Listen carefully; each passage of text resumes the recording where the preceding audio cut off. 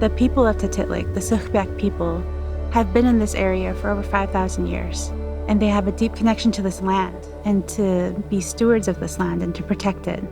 I was born just right there, We went and hunted the seals and sea lion, bears, and just about anything we could, Life is a lot easier today than it was back then. There just wasn't the resources, the food.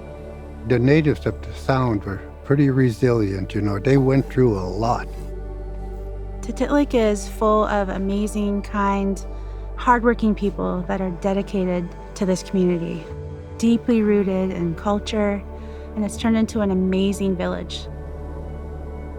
When ASCA was passed through legislation, this huge effort, all of a sudden you're given this vehicle to benefit your community. Your land was taken away. You were told where you could and couldn't hunt, where you could and couldn't fish, where you probably were fishing before no matter what. And then you had to create a corporation. It's a unique corporate structure that doesn't exist in a lot of Western corporations, that we have a mandate to fulfill from ANCSA, the social and economic well-being of our people. It's a desire to provide what was originally intended when the Native Corporation started, improve the lives of our people. All the profits go back one way or another to the shareholders and the community. That's instruction that's set by the board, and that's what they're set up for. Through the Copper Mountain Foundation, we're able to provide scholarships, training, cultural preservation for our descendants of our shareholders and for our shareholders.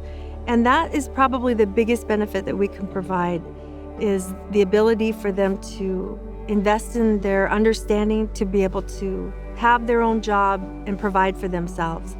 When we sit in strategic planning, we as the board of directors at the Tatitlek Corporation, we reflect on our values. Like, does this feel good? Does this feel like what we want to reflect in the corporation and in our business line?